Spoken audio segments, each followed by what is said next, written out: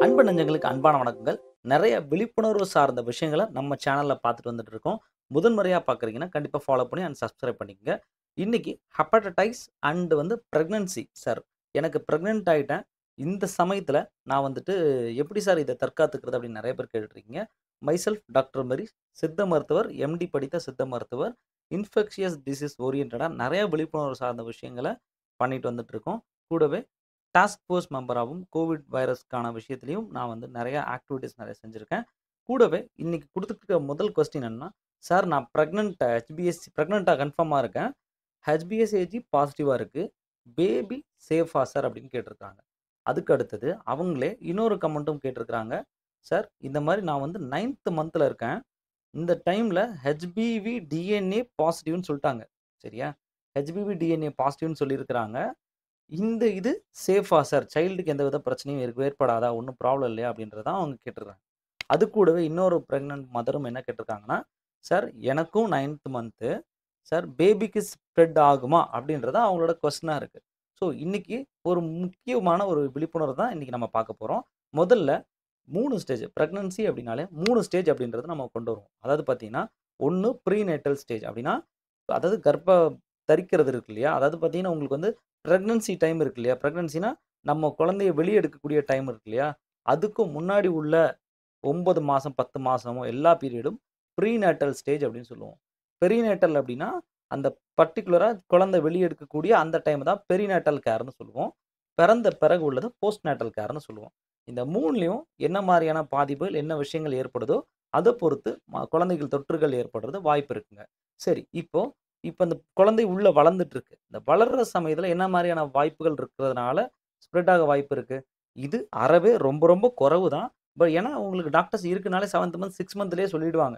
But நீங்க ninth month வரைக்கும் அதாவது பொதுவா 8த் மந்த், 7த் மந்த் வரைக்கும் கிராஸ் பண்றீங்கனாலே, யூ கிராஸ் 28த் வீக்ஸ கிராஸ் பண்றீங்கனாலே, நீங்க சேஃப் ஜோனுக்கு வந்துட்டீங்க அப்படின்றது அர்த்தம்.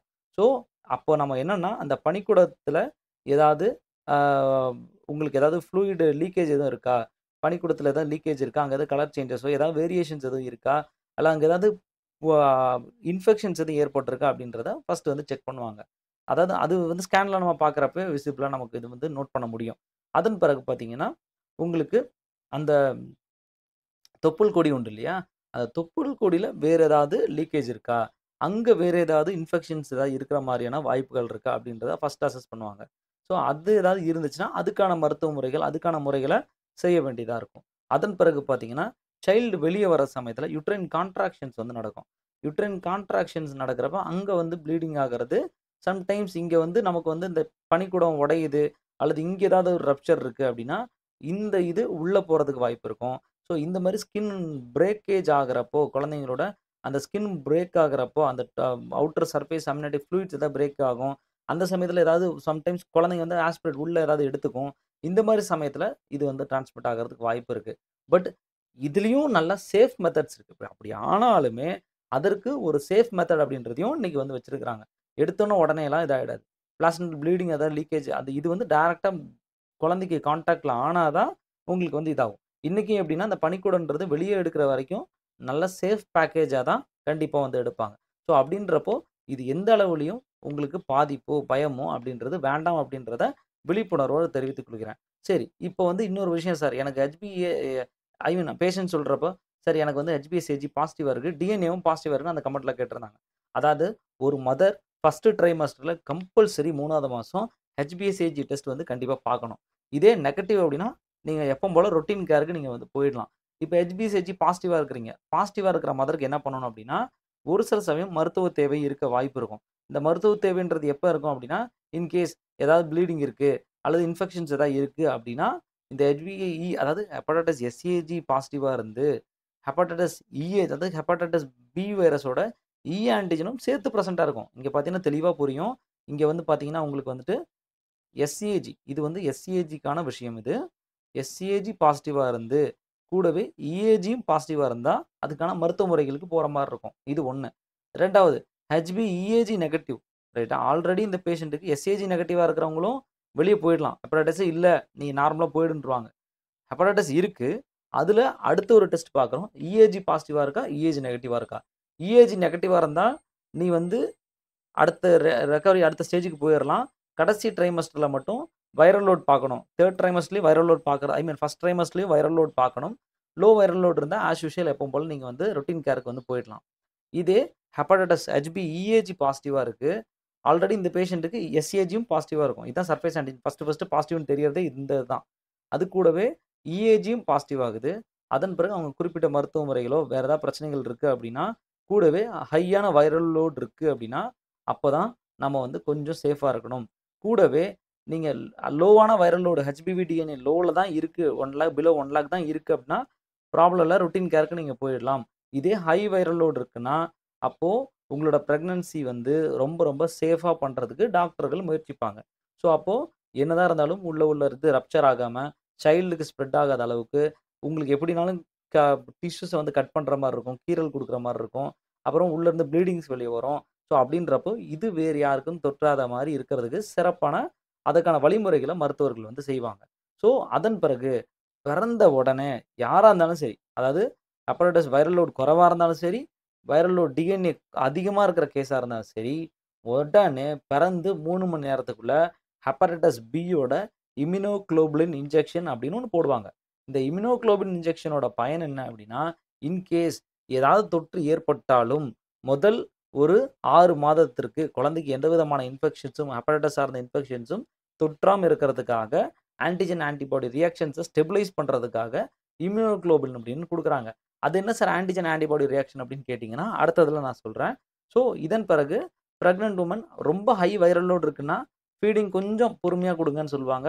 அல்லது லோ வைரல் லோட் இருக்குன்னா தாராளமாக பிரஸ்ட் ஃபீடிங் பண்ணலான்னு சொல்லிடுவாங்க. ஆனால் இன்னைக்கு வரைக்கும் ஆராய்ச்சி தகவல்கள் இந்த வைரல் லோட் கூட இருந்தாலும் சரி, குறைவாக இருந்தாலும் சரி, ஸ்ப்ரெட் ஆகிறது பிரஸ்ட் ஃபீடிங் பண்ணுறதுனால ஸ்ப்ரெட் ஆகுது அப்படின்ற மாதிரியான எந்தவித கேஸும் இது வரைக்கும் அதிகமாக ரிப்போர்ட் பண்ணப்படலை. இன்னொன்று, இப்போ ஏதாவது நிப்பிளில் வந்து ப்ளீடிங் ஆகிற மாதிரி புண்ணாகுது அப்படின்னா அந்த சமயத்தில் ஃபீடிங்கை மட்டும் மைல்டாக கொஞ்சம் டாக்டர்ஸ்னுடைய உதவியை கொண்டு நம்ம வந்து கொஞ்சம் தவிர்த்துக்கிறது நல்லது. அதன் பிறகு ஹெப்படைட்டிஸ் பி இம்யூனோகுளோபுலின் அப்படின்றது என்ன அப்படின்னா, ஹெப்படைட்டிஸ் பி வைரஸ்க்காக அதுக்கு நோய் எதிர்ப்பு சக்திக்காக கொடுக்கக்கூடிய ஒரு விதமான ஆன்டிபாடிங்க.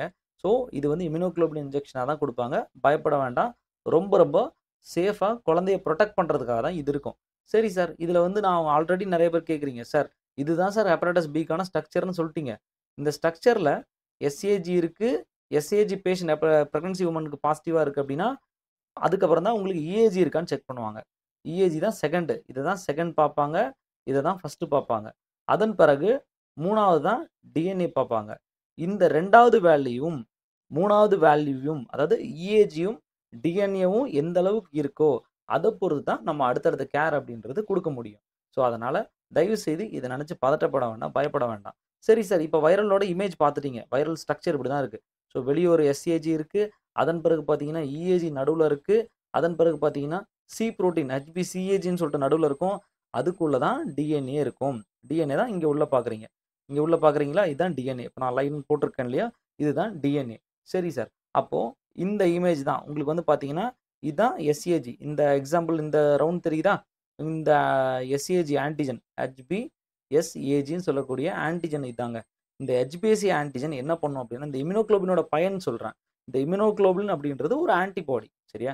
ஆன்டிபாடி அப்படின்றது பொதுவான ஏதாவது இன்ஃபெக்ஷன்ஸ் இருந்தால் அதை நியூட்ரலைஸ் பண்ணுறதுக்கான ஒரு ஆன்டிபாடி. சரி, இந்த ஆன்டிபாடி என்ன பண்ணும், இங்கே இருக்கக்கூடிய ஆன்டிஜன் இருக்கு இல்லையா, ஸோ இவங்க 2 பேரும் கனெக்ஷன் ஆவாங்க முதல்ல. ஸோ இவங்க 2 பேரும் கனெக்ஷன் ஆகி என்ன ஆவாங்க, இந்த ஆன்டிஜனும் சரி இந்த ஆன்டிபாடியும் இந்த வெளிப்புறத்தில் இருக்கக்கூடிய இந்த வைரஸோட ஆன்டிஜனும் 2 பேரும் கனெக்ஷன் ஆகி என்ன பண்ணுவாங்க அப்படின்னா ஒரு பாண்டிங்கை கிரியேட் பண்ணுவாங்க. பாண்டிங் அப்படின்றது ஆப்சோனைசேஷன் நம்ம வந்து சொல்லுவோம். இந்த பாண்டிங்கை கிரியேட் பண்ண பிறகு அதன் பிறகு இங்கே அந்த ஸ்ட்ரக்சர் அப்படியே இங்கே பாருங்கள், அந்த கனெக்ட் ஆன பிறகு எல்லா ஆன்டிஜன் ஒரு antibody, antigen antibody, antigen antibody இப்படி கனெக்ட் ஆகி ஒரு குடுவை போல் ஒரு அதை வந்து நெருக்கி அப்படியே கழுத்தை நெரிச்சா எப்படி இருக்கும் அந்த மாதிரி நெருக்கிடும் நம்ம போடக்கூடிய இன்ஜெக்ஷன்.